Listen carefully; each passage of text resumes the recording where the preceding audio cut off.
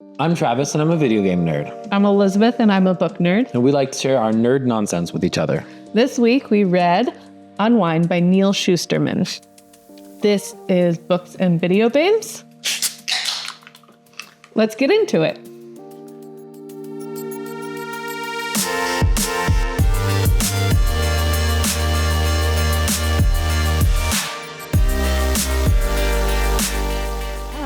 Travis, how about you give us a brief summary of the book? So the premise is that the whole conflict of like pro-life versus pro-choice basically forms into a war in this book. A full-out war. Civil War. Civil war. The second Civil War, they call it. Uh-huh. And the resolution that they come up with is I don't remember what it's called. You're going to make me pull out the book already? Maybe just read the premise. The Bill of Life. The Second Civil War, also known as the Heartland War, was a long and bloody conflict fought over a single issue. To end the war, a set of constitutional amendments known as the Bill of Life was passed. It satisfied both the pro-life and the pro-choice armies. The Bill of Life states that human life may not be touched from the moment of conception until a child reaches the age of 13. However, between the ages of 13 and 18, a parent may choose to retroactively abort a child, on the condition that the child's life doesn't technically end. The process by which a child is both terminated and yet kept alive is called unwinding. Unwinding is now a common and accepted practice in society. And that unwinding is that they take every and all parts of that child in terms of like organs, but also like skin, bone, everything, and they donate it to other people. It becomes a pretty transplant. wild. It becomes a transplant, yeah. So super interesting premise. So, what was your first impression when you heard the premise of that story? I was really fascinated by it. I think in no small part because the constant argument of pro-life versus pro-choice is like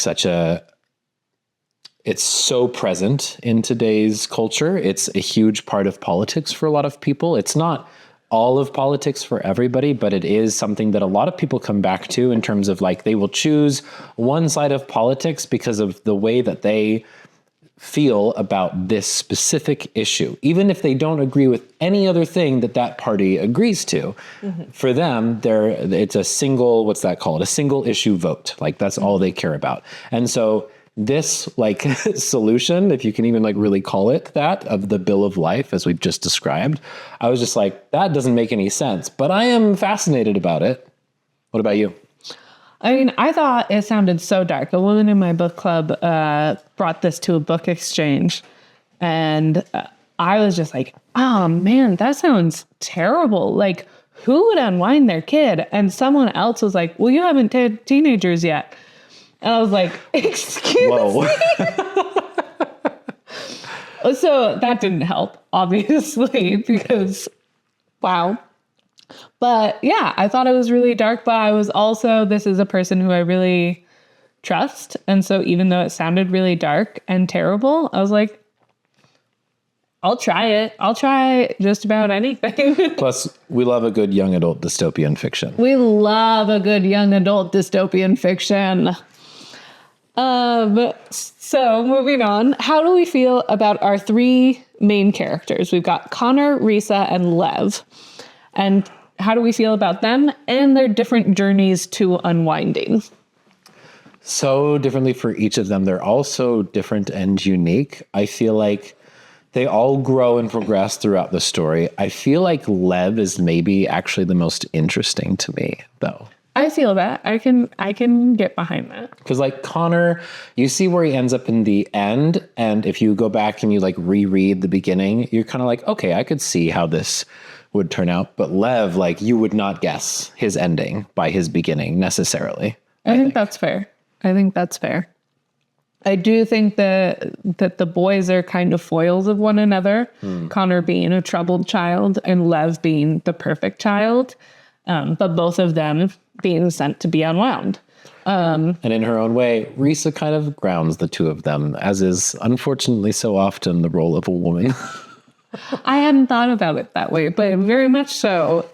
There's in a group of three, it's the woman's job to be the grounding influence on the men. Like Steady hand and the smart one and the logical one. Yeah. Yeah, for sure. Interesting. So out of those three, each of them had an adult sign off on their unwinding. Which adults do you think are the most cruel? Of the adults involved in their unwinding? Yes. Of the adults of this trio. Yeah. Lev's parents, Connor's parents, and the state home people for Risa. Cruel is a hard word.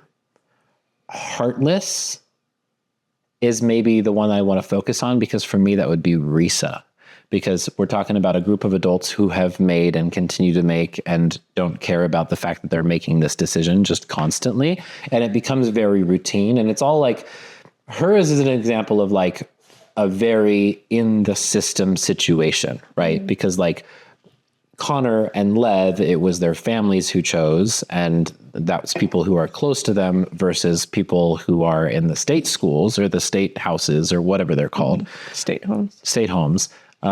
It's so routine for them that like they kind of have to, and like granted, if you're in a situation like this, you have to kind of separate yourself from the madness, I guess, to protect yourself, but they have to be heartless. Like that's the choice that they have to make, taking on a job like that.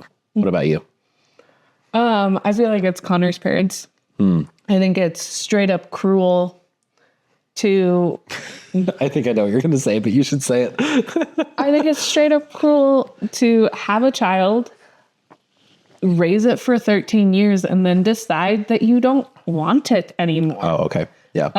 That you don't love them so much that you want them to be dissected and spread out. I know what you're talking about. You're thinking of the fact that they planned a trip to the Bahamas with their other son for the day after Connor was supposed to get unwound. Which is wild. It's so insane. Talk about cruelty. I think cruelty necessitates a bit of like, it has to be kind of personal. And so I would agree that Connor's parents definitely were the most cruel. Yeah. Yeah. And like realistically, we grew up in very religious homes. We continue to be very religious. And so I think Lev's parents, I super disagree with everything that they do, but I think that I can understand, coming from a religious background, how they ended up where they were. At the same time, there's so much to talk about with his parents, just given like, we'll get to it. We will. Okay, so early on in the story, a baby is storked, which is a legal thing in the book where you can go and leave a baby on anyone's doorstep, and as long as they don't catch you leaving the baby, that baby is now legally theirs. Which is a really interesting solution to the like non-abortion issue, I guess. Yeah. It's like forced adoption. But if you get caught, you have to keep the baby. Anyways, so Connor sees a baby being storked and like freaks out, and he's like, I've got to take that baby. And so he goes and grabs this baby, and it's a whole to do. What were your initial thoughts when Connor took the baby? And what were your thoughts when we learn why? So my initial thoughts, because we didn't immediately know why, was like, this kid's kind of an idiot. Like, he's going to make decisions that, like, I understand the empathy that he has for this baby, but he also, like, as a teenage boy, has probably zero experience with babies. And realistically, that baby is going to end up being Reese's problem, realistically. Right. And so, and the baby does end up, at least for a short time, being Reese's problem. Not that we knew that Risa was good with babies, though. No. I feel like that's an assumption that you're making. Yeah, but I wonder if he would have done it if they didn't have a girl in their group. Does that make sense? I hear what you're saying. I disagree agree with the premise. I guess given that we find out why he does it, like maybe I guess not. initially I get why you might have thought that. That was what I immediately thought of. Yes. When we find out why, it makes a lot more sense, right? Because when he was a kid, he knew about this baby that had been storked and was storked over the course of like 2 weeks, because technically when you drop off the baby at somebody's house, you don't make any contact with them. And in fact, you're supposed to not make contact with them. The unintended side effect of that is that if you and your family don't want that baby, you could turn around and stork it to another house. You're not supposed to do that. No. Technically, if you get storked, that's your baby. Yes. But if nobody knows that you have the baby, then it's effectively the same as just the mother actually dropping it off on your porch. But this baby gets storked around the neighborhood for 2 weeks. And by the time it gets back to Connor's parents' house, it's sick and it's dying, and they take it to the hospital and it dies. Like this baby, they killed this baby, essentially. Collectively, too. Yeah. Because like it's not just Connor's parents. No, but like they're some of the people who did it, for sure. And we don't know where the storking started, but we do know for a fact that they had the baby. Baby at some point 2 weeks before the baby died. Yeah. And the baby was healthy when they had the baby. Yeah. The first time. Right. So if they had just kept it. So how did you feel about it after you learned the story of the storked baby? It still felt very impulsive, because I think it was very impulsive, but like it made a lot more emotional sense as to like, oh, he's doing this because of this very specific and traumatizing experience. And he's looking at this baby with empathy and being like, I don't want what happened to this other baby I know about to happen to this baby. And I'm in a power position, air quotes, to be able to do something about that. And so I'm going to do that now. And it's still maybe kind of ill-advised, but at the same time, like he was there to hear like, oh, we got storked again by this family. And so he knew, I think, fairly well that like this was possibly going to be a similar situation to the one that he experienced with the storked baby and his family a long time ago. That's fair. I think it's really interesting because we're told how troubled Connor is and what like he just sucks and all of that. His parents are totally justified in unwinding him. Right. But every single moment that we know Connor, he is saving someone. Yeah, that's true. The baby is the third person that he saved thus far. Like, after Lev and Risa. Yeah. And I just think that it's just really interesting. It's really interesting because like how well did his parents really know him? If this is the quality that he has just right off the bat, I don't know. And it makes you wonder too, right? Like, because it's not uncommon for a teenager to be not well known by his parents. Totally. Typically there's kind of a both sides at fault situation going on there, but it makes you wonder, again, like she was alluding to, like if they had just gotten to know him better, how would that have gone? Probably better. And granted, like if he had done a couple of things better too, like this is not on him, but that doesn't justify him getting unwound. Yeah, he's like, a child. He's a child. Yeah. Putting that on a child sucks. Later in the book, it's talked about that Moses was the first storked baby. Does that feel like a fair comparison or reason for storking? No. I mean, moving on. Like, moving on. I thought it was a really interesting. So this was interesting enough to me that I heard it while I was exercising at the gym. I was like mid-set. And after I finished that set, I texted Elizabeth and was like, that is one of the more absurd and wild things I've ever heard. Because it's interesting, right? Because there's a big theme in the book of like these religious kind of zealots, people that are extremely religious that somehow tie then their religion to the unwinding process, the Bill of Life, or tie the Bill of Life to their religion, which is interesting and probably something that would happen given a situation like this. But then I'm always fascinated by the actual justifications that those people then will put in. I think because we have quite a bit of, I think, wrongful justification on the basis of religion in the world that we live in today. And so seeing that in this very specific and weird fictional context is especially fascinating to me. I agree. I couldn't help but continuously think of Abraham and Isaac in when people tithe their children. That felt like the more apt comparison to me. I feel like the more apt comparison, but that's for unwinding versus Storking. Yeah, that's true. But Abraham and Isaac were never brought up. No. And that felt a little bit bizarre to me just for how obvious it is.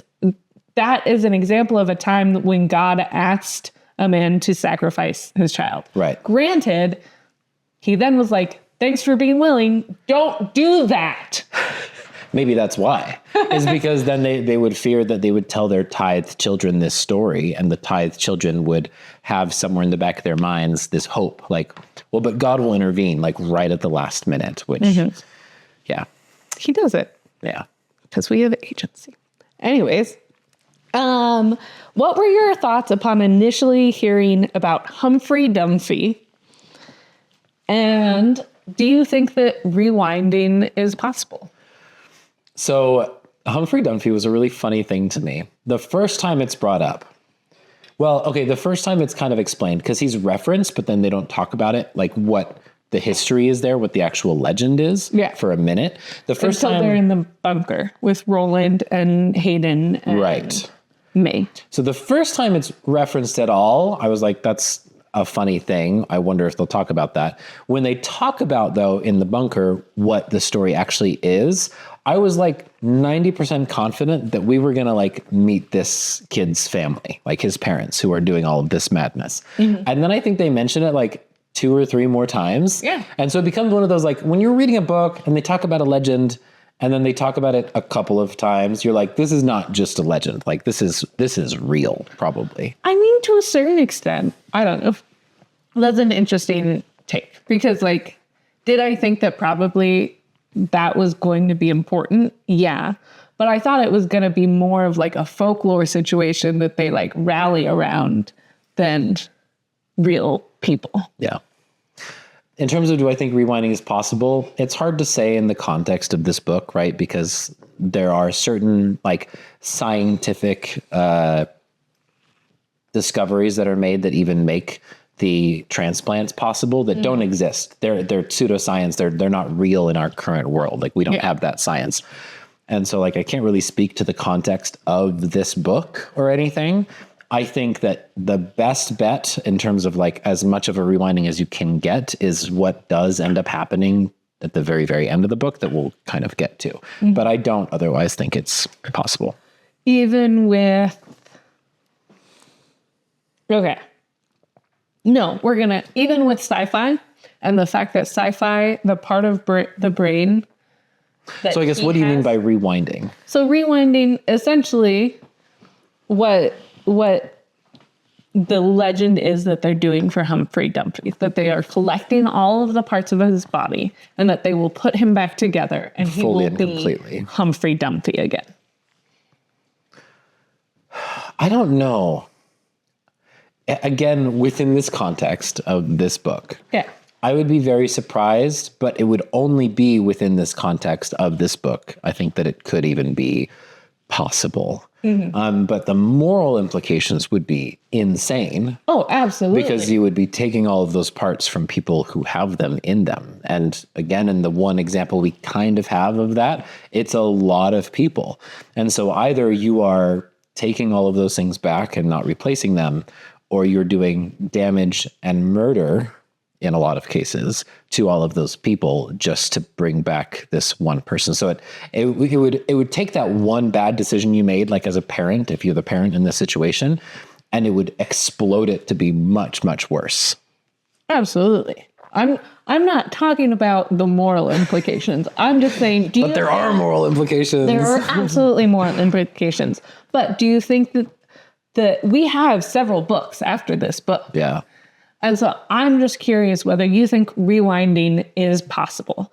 Do you think that we exist in the parts of our body enough that bringing them back together would recreate the person that existed? What's interesting is I feel like this gets almost to the question of like a soul, you know. Oh, and we're going to talk about the soul, okay, baby. Let's move on. My Okay. short answer is I don't think so. Okay. So you texted me to tell me that Sci-Fi is your favorite character. Yeah. The moment Sci-Fi popped up, you were like, I love this guy. Yeah. Favorite character. Why is that? I think because like one, he's like such a talker, but so a big talker in a book can go one of two ways. It's either like the person that you end up hating the most, or the person, at least for me, the person you end up liking the most. Uh-huh. And I feel like he just was so endearing so immediately and helped. I feel like he was exactly what Lev needed, at least in the beginning of their time together. And so I really liked that about him. I liked the way that he was kind of like, I don't have to talk like this, but I'm going to, and I'm smart no matter what. You know, he kind of embraced that and was very open about it and very confident in himself. So I don't know, that as well as like, Connor was kind of hard to love immediately, and Risa I just kind of didn't know super well. Lev I mostly just felt bad for, and then Sci-Fi I was like, this kid, he knows what's going on. He's pretty cool. He gets it. Okay, while we're talking about Sci-Fi, we talk about the idea of Umber and Sienna. Yeah. With Sci-Fi. Yeah. Do you think that Umber and Sienna would help with racism more than Black and White? I would say if it does, it's very minor. Some of the ways that Black and White continues to be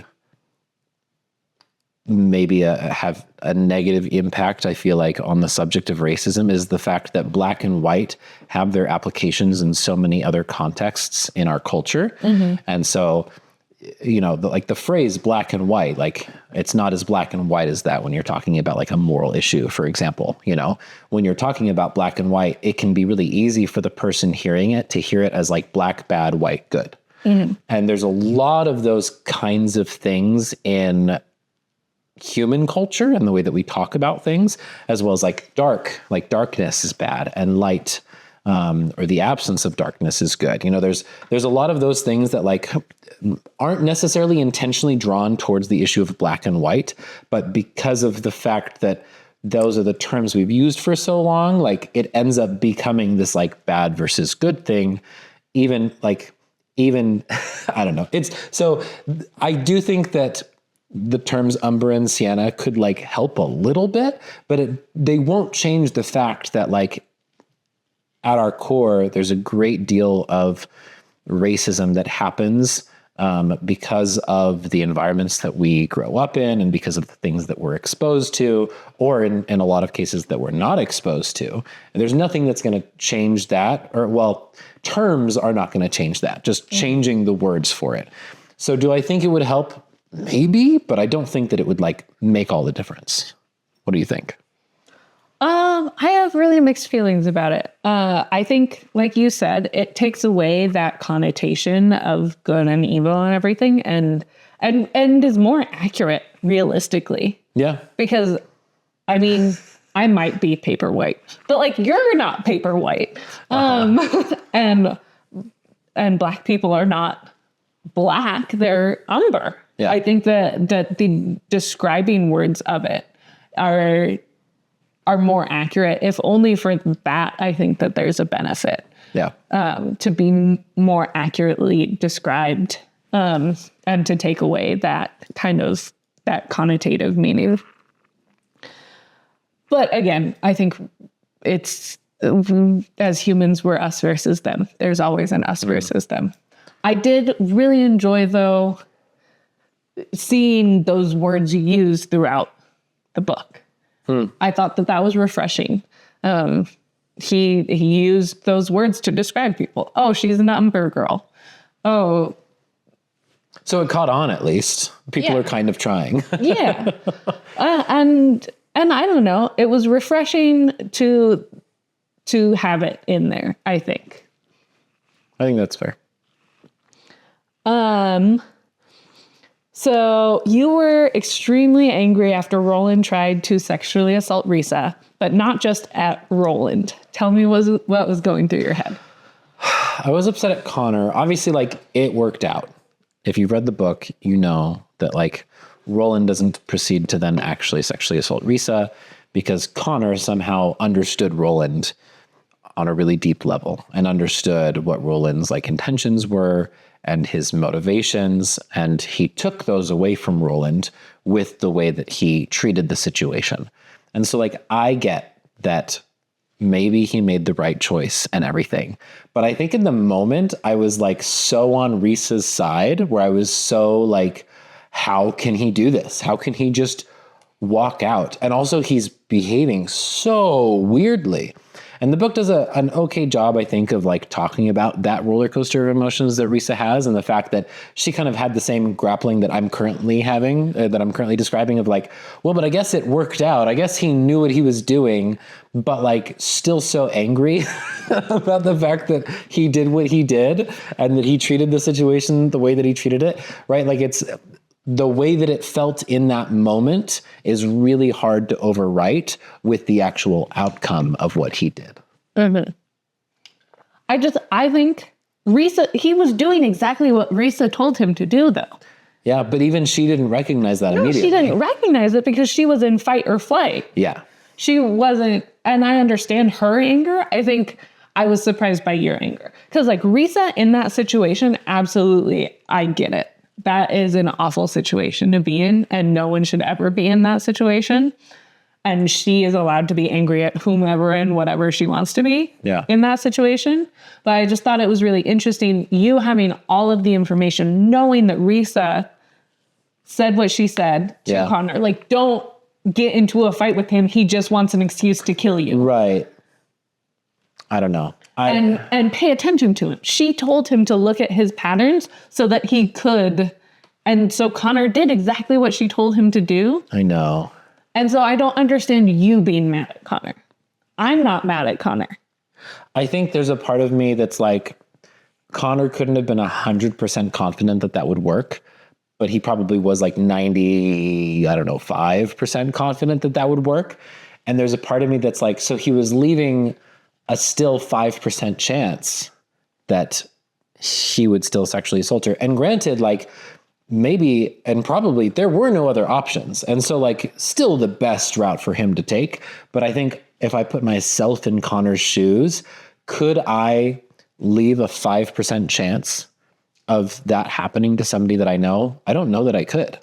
Even if you knew that you would be killed and that it might happen anyways, that's the chances thing, right? of it happening are actually higher if you're dead. This is why I don't put myself in situations like that.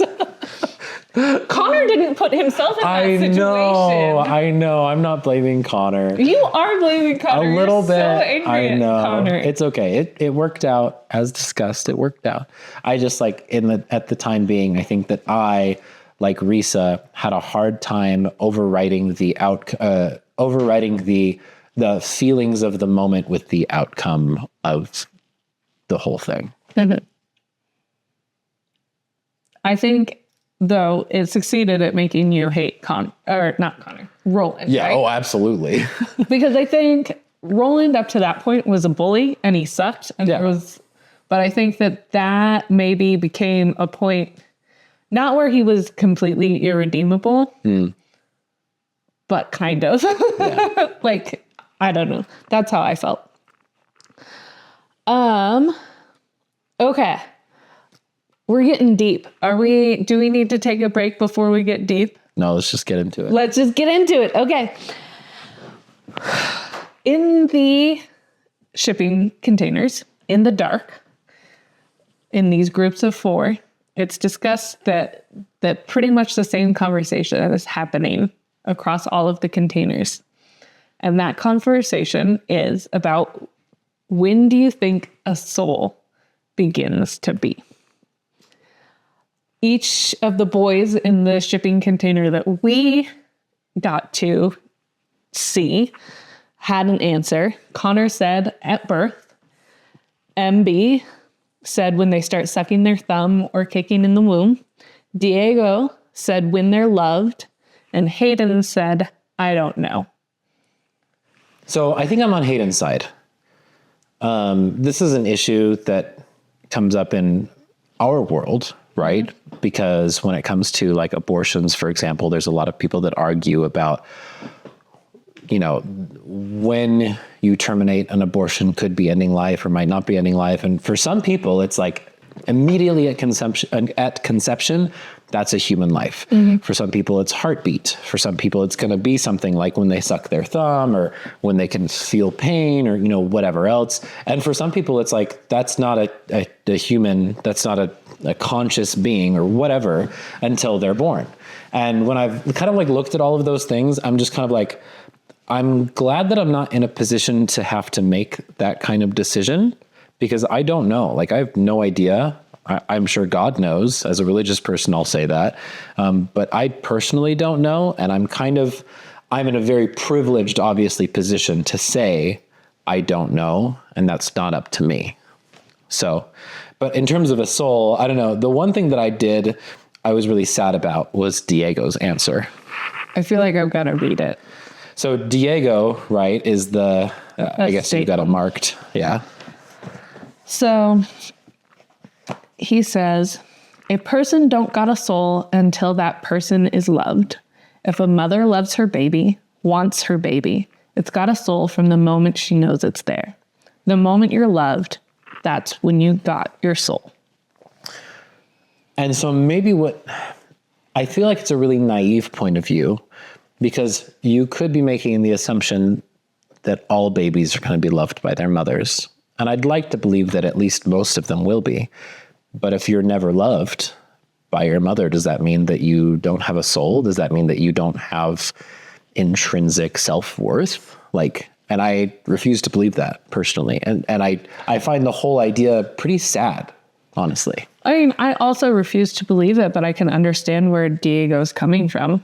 I mean, as a stay-at-home kid who was sent to be unwound, like, how do you justify unwinding stay-at-home kids at, I'm assuming, a higher rate than other kids? Yeah. If they have souls, like, how can you justify getting rid of that child if they have a soul? Yeah, that's fair. That's him in his very specific context. I don't know. What do you think? I mean, I agree generally with I don't know. Having been pregnant, though, at the same time, like,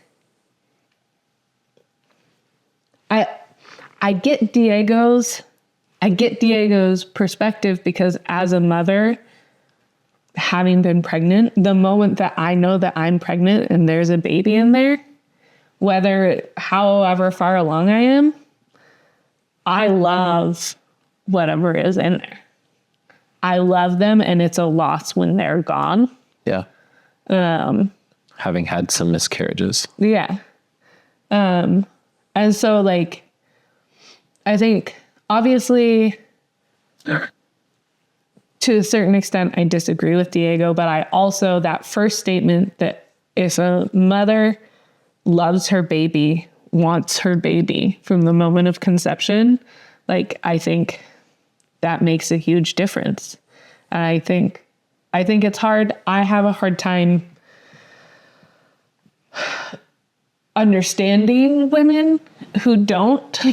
Sure. And that's not, I'm not trying to make a judgment on anyone. And like, pregnancy is hard and all of that. But like, I personally, inside of my body, the moment that I know that there's a baby in there, it's a baby. It's a human. That's a person that I love. I think that's fair. Thanks.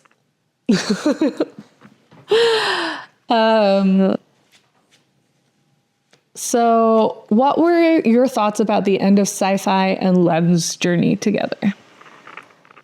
Oh, I think that's when you see one of the biggest changes in Lev, right?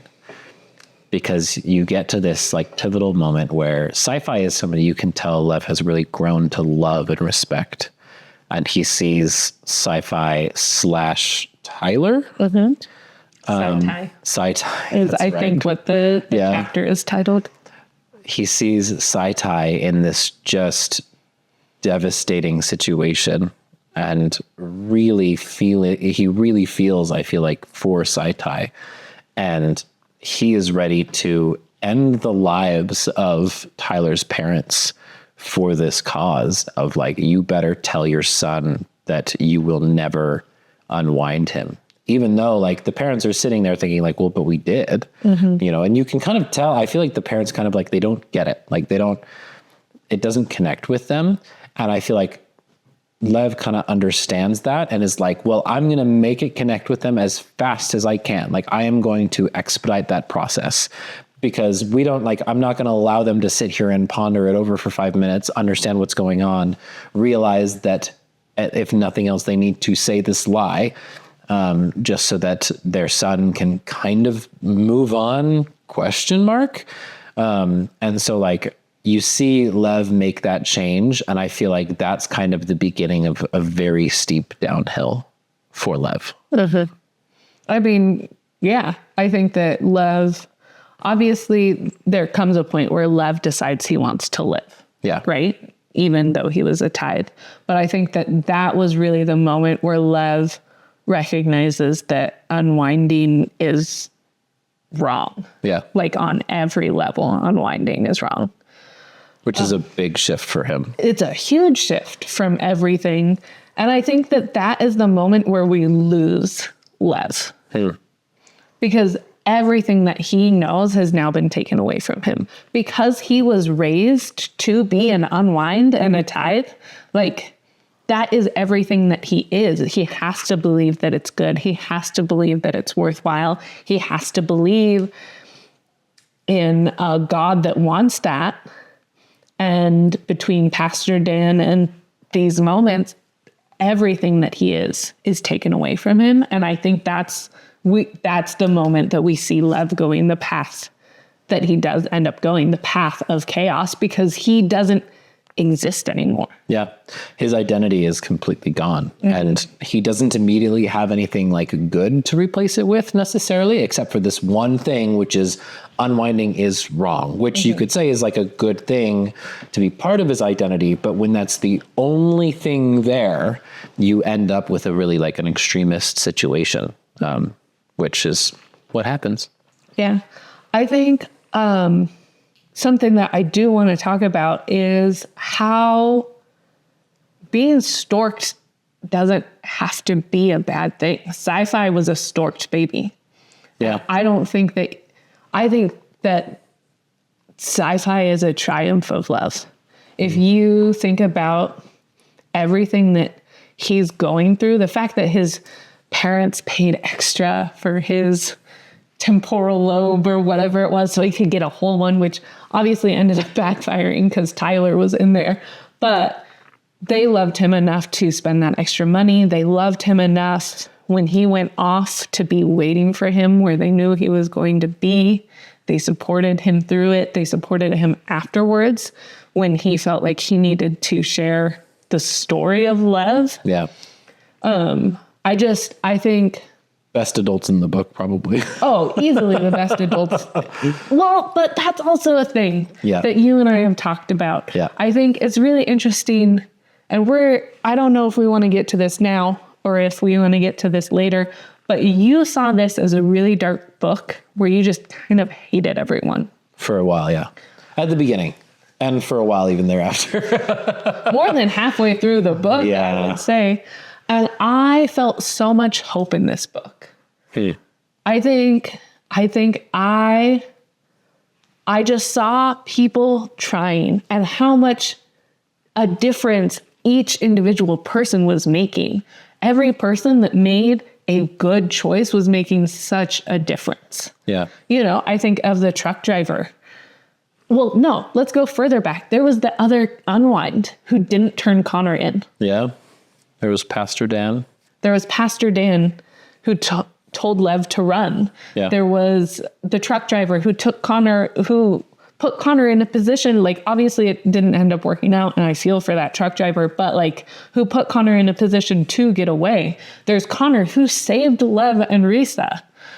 There's Hannah, who helped Risa and Connor and the baby, and then took the baby in and was like, don't even worry about it. I'll tell everyone that we got storked. Yeah.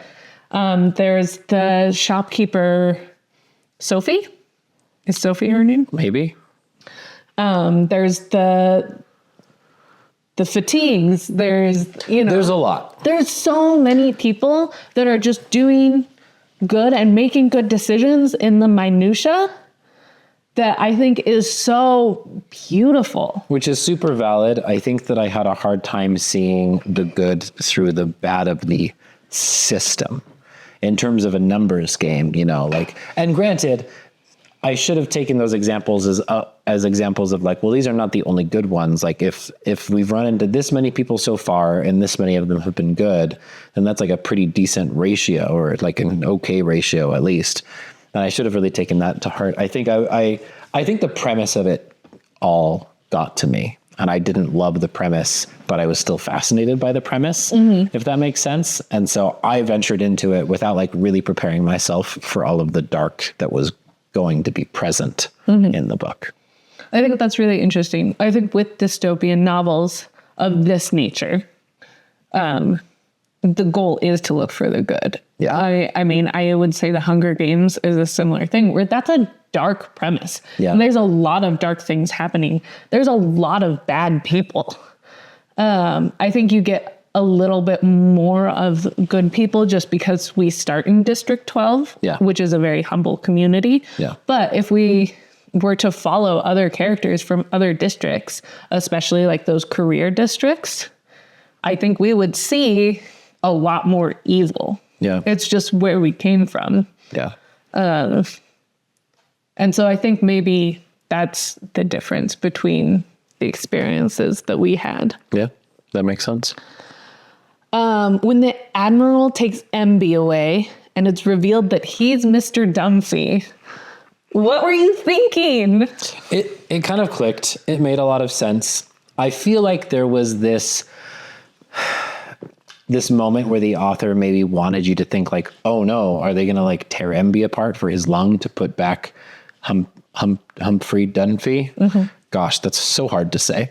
And while maybe the intention was for you to speculate about that, somehow I never thought that the Admiral would do that. I kind of figured like, okay, the Admiral has some status. He's got some money. He knows some people. He probably is trying to do what he ultimately was trying to do, which was just gather all of the people who had the parts of their son together, either in one place at one time or just like talk to them and kind of understand them better or whatever. I didn't know, but I didn't really think that the story of like putting Humphrey Dunphy back together again, like physically back together again, I didn't really ever buy that, at least once we knew it was the Admiral. What about you? I mean, I questioned it because I never questioned the Admiral. So admirable. From the very beginning, like Roland and Connor kind of have their suspicions and whatnot. I never questioned him. I was like, that's a good guy. There was a moment where I did question him when he took MB away and we find out who he is. I was like, is he doing all of this saving of the unwindings to feel like he's wiping the slate clean when he does put his son back together? So Is he trying to just come up neutral? Like The Good Place. Like The Good Place Yeah. a little bit. But, where, he's doing a lot of good with these unwinds and he's funding that and he's doing everything that he can. And then he's going to put back together his son. It was a question. Yeah, I mean, it's certainly worth considering. Yeah. I think that just somehow I was fairly confident pretty immediately that the Admiral was better than that, I guess. I hoped that he was. Yeah. But I sure. think there was a fear because I have had so much hope throughout the book that maybe I had misplaced hope in someone. Which is really interesting, right? Because I feel like once we met the Admiral, all of the hope that I lacked throughout a lot of the book, I kind of saw the Admiral and I was like, okay, super quirky guy, don't get me wrong, but like, I like him. I feel like he's doing the right thing and like probably making mistakes along the way. Don't get me wrong, but I feel like he's doing this because he's a good person. And so when that idea was introduced, I was like, he's a good enough person that wouldn't be what's going on. Mm-hmm. Fair enough. Yeah. Roland's unwinding put you into like a terrible mood for a while. Like it was palpable how bad your mood was. Let's talk about why. So I listened to the audiobook version, which is how I usually do books. And at the time that his unwinding started, I was in the middle of something and I finished whatever I was doing before the unwinding was over. And so, but I didn't want to like stop. Like that's not a sequence in a book that you stop for anything in the real world, except for like emergencies, you know, like you want to hear that out. And so I had to kind of sit there and listen. So part of it was that I didn't have something to work my idle hands on, I guess. And so I really had to sit there with it. But I hated basically every moment of it. Like the fact that they make you feel for this kid who you had kind of grown to hate, which felt very intentional and was like a really interesting trick by the author. But also the fact that like you had all of these doctors and the nurse who initially seemed to be like really trying their best given their positions to make the person comfortable, but like they can't know when the consciousness is actually gone out of the person, right? Because they're taking any method that they have of indicating that away from them. And we see or hear them leave and change subjects and completely leave Roland alone mentally and emotionally long before his consciousness is actually gone. And it's a slow and painful process, especially the brain part, where it talks about the individual parts of the brain, and his consciousness gets simpler and simpler and more alone and colder. And I'm like almost a little bit crying now because I'm just like, as I was like listening to that, I was like, this is hell. Like this, no one deserves this. Nobody. And certainly not children who have not experienced enough of the world to have done anything wrong enough to ever have this be a justified thing. And it really pissed me off. And it was kind of, I feel like in a way it was like the pinnacle of all of the adults in the book are bad. That feeling that I kind of had where I was just like, there's no hope because the system is bad. And it was like, this is where they're leading. The whole system is leading all of these kids to. And it was so hellish that I just really, really struggled with it. And so, yeah, it put me in a bad mood because I finished that sequence and then like I hit pause because I had to go back to my like actual life and everything. And then I didn't get to hear anything else, which like, it doesn't really address that much at all afterwards, but you at least move on and get to hear what else goes on in the story if you continue the book, which I didn't at the time. And so I was in a really bad mood. That's fair. How did it affect you? I think it's really interesting. All of my babies have been born by C-section. And so local anesthetic is used. And so I'm awake for the surgeries, which is, you know, to some degree, like it's common, but it's a unique experience for a general surgery. Most times you're put completely under for a surgery, but I am awake. And it's like scary to relate to Roland in that moment where like, I know that things are happening to my body that I cannot see and I cannot quite feel. There's still a certain amount of information that's trying to get to your brain, even with like a spinal block, even with the best anesthesia, your brain is still trying to make sense of what's happening to your body. In my first 3 C-sections, I would say they were painless. But not uncomfortable, but painless. Yeah, not comfortable. They were uncomfortable. Sorry. Yeah. There's pressure. There's a lot of pressure that you can feel still. There's tugging and you're like, things are definitely happening down there. And like, it's like, I'm not worried about it. It's fine. But things are happening. Yeah. With my most recent C-section, there was a lot more pain. Usually the spinal block goes right below my breasts and all the way down to my toes, but it was a lot lower, about right above my belly button, I would say. And so there was pain as they were tugging on things because I could feel them tugging in that part that wasn't completely numb. Yeah. And I just can't help but think about all of the unwinds who do respond differently to anesthesia. Like, they cannot guarantee that that's painless. There is no way. There are people going through pain. And I also think about the fact with my C-sections, Travis is in the room until the baby is born. And then usually Travis and the baby go into a separate room. And I'm alone.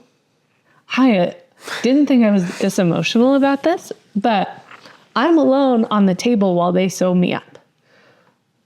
And it's incredible how dehumanizing it is once you leave, because suddenly no one in the room, I'm not a person anymore. I'm just a body. And the conversation really does shift after the baby's born. Yeah. Because it's routine for them. Because it's routine for them. Yeah. It's and I understand that, like, it's not intended to make me feel. They're not trying to be cold. Yeah. And I love my doctor and I like all of that. But I think that, like, I really felt for Roland in those moments where they stop paying attention to him because they don't think of him as human anymore. Yeah. He's not Roland anymore, because there is that moment in my C-sections where I kind of cease to exist except for what they're working on. You feel like you're reduced to just a vessel. Yeah.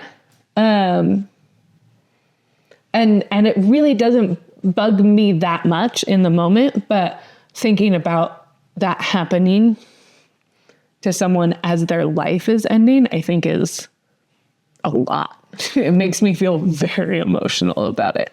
It's a little bit awkward, honestly, being like the dad, obviously not as awkward as being the mom, but like that moment where they're like, okay, like, here's your baby. Now take your baby to basically get a bunch of tests done that happen right after the baby is born.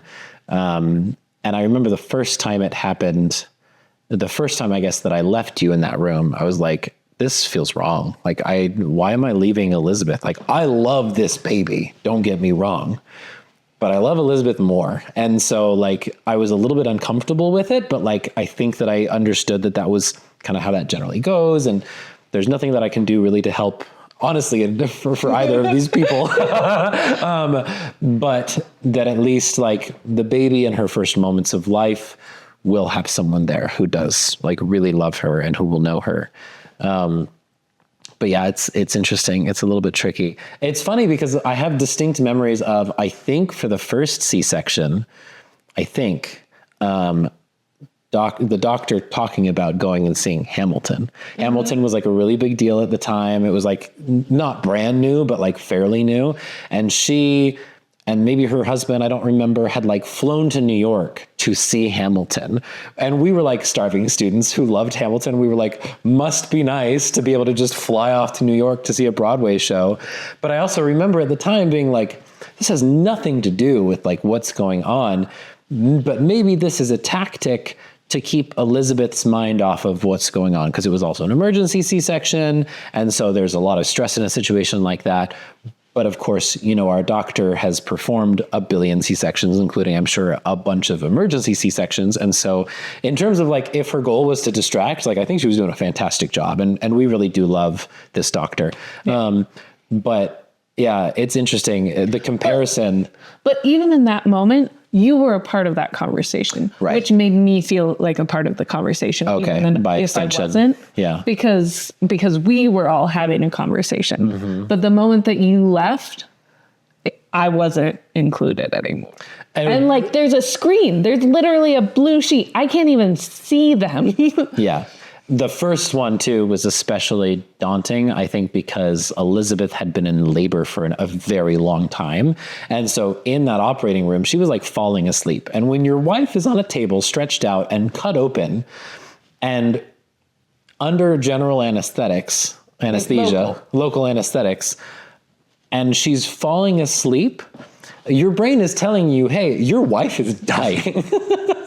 And so I was like trying to keep her awake, not knowing if I should be trying to keep her awake or anything, but she's experiencing such a relief, I think, from like not having to feel anything, and like her body is calming down. And so it's natural that she's falling asleep, but it was, anyway, not surgery sucks. And I can't Surgery imagine sucks. it to the extent that happened to Roland. But it's interesting because those 4 times in ORs are basically the extent of my exposure to any kind of surgery other than like dental implants, which is very different. And given that experience, I think maybe it did actually make it worse to hear this accounting from Roland, which like, obviously it's a work of fiction. We don't know how it would actually go, but it felt a little bit too real, I think. And that was a big part of it. That's fair. That's definitely fair. Moving on to happier topics. Yeah. Pastor Dan and Lev's final conversation is a standout to me for many reasons. What were your thoughts about that discussion? It's interesting because Pastor Dan talks about like he could maybe go home or be on house arrest. And he's like, but what house? And Pastor Dan kind of beats around the bush, but then eventually is like, your parents are the kind that don't bend, they break. Which was really interesting because then Pastor Dan talks about how he's left his job, but still has his faith. I want to read that actually. Okay, yeah, please do. Sorry.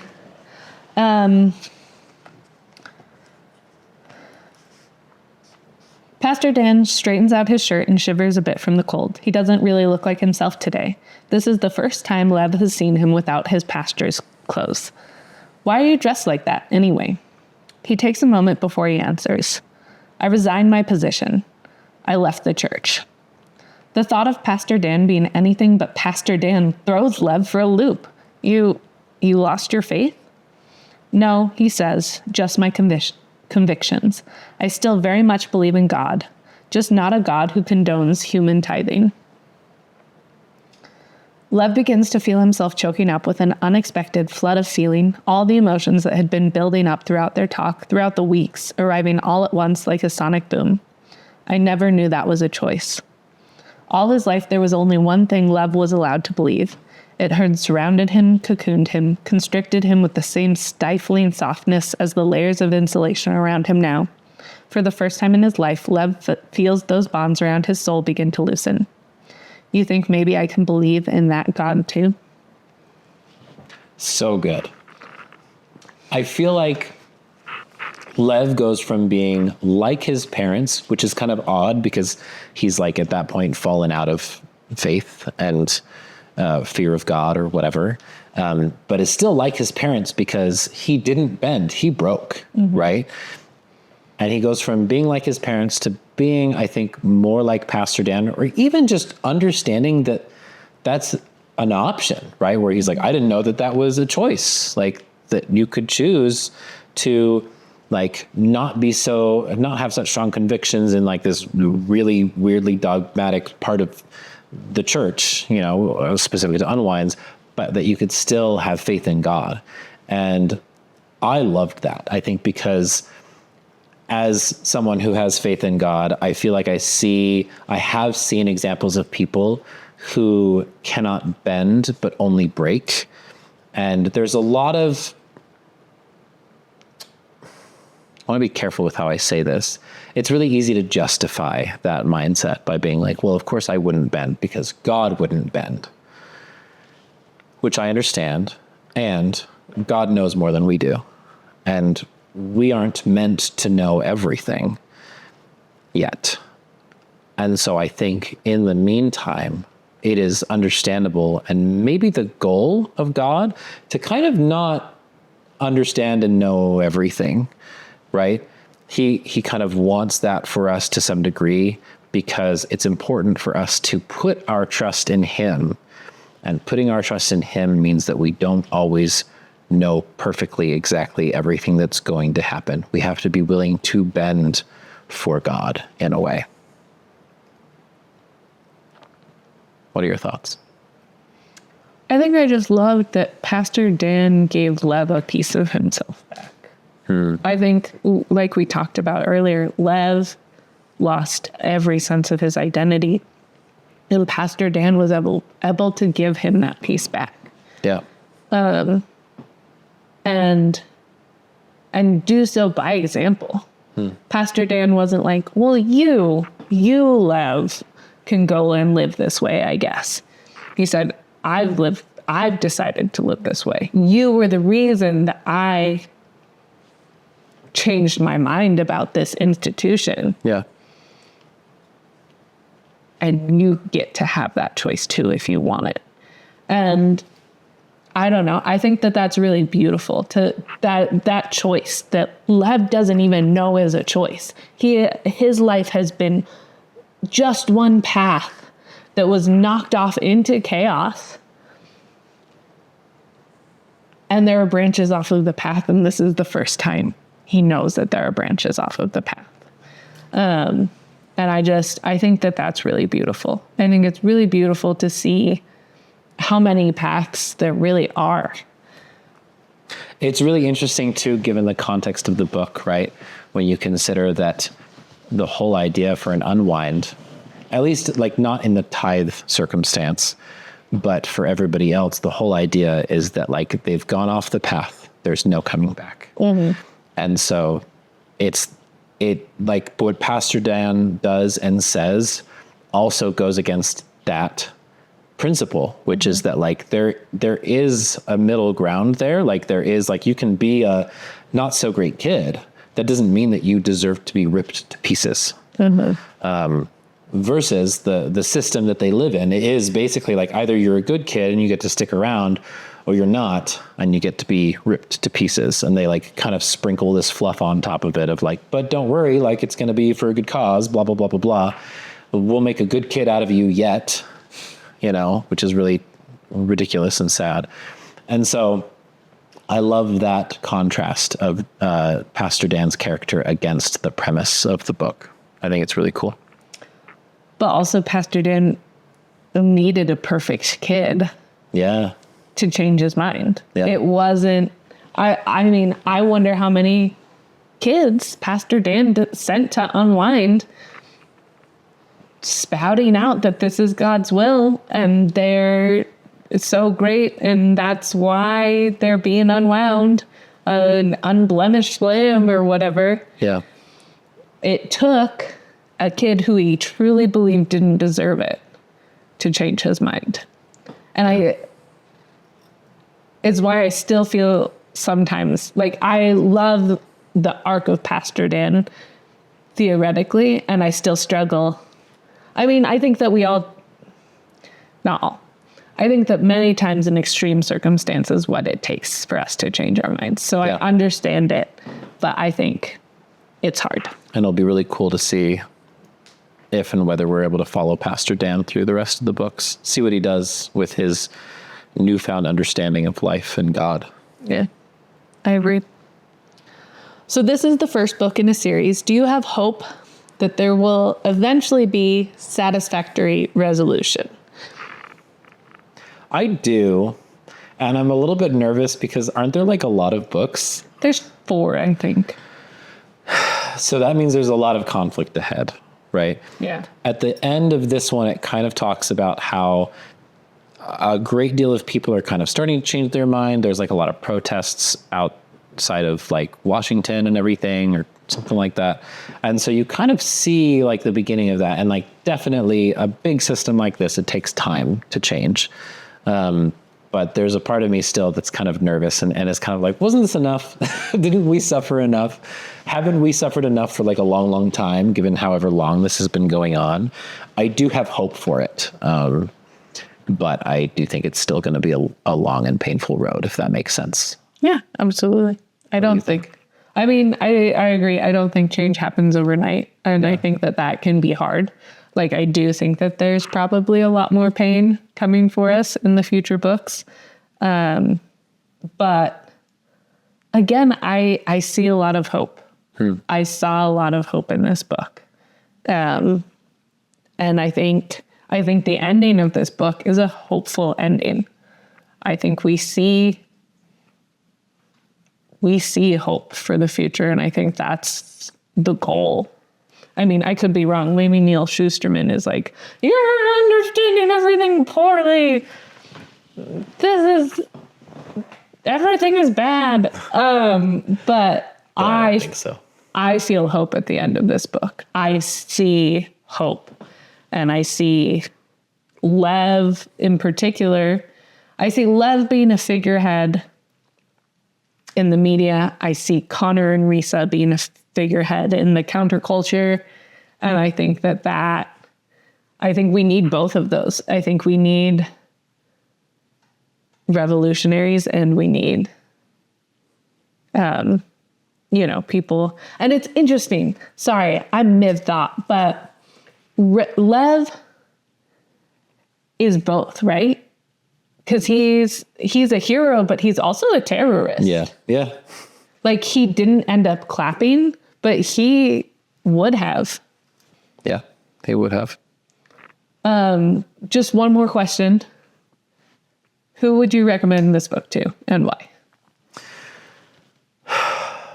Yeah, that's a good question. I don't know that I would recommend this necessarily to like young adults per se. I think that it's a little bit dark and a little bit hard of subject matter. Maybe I'm just considering like who I was as a young adult personally. I wouldn't recommend it to that guy. I can't speak for all young adults.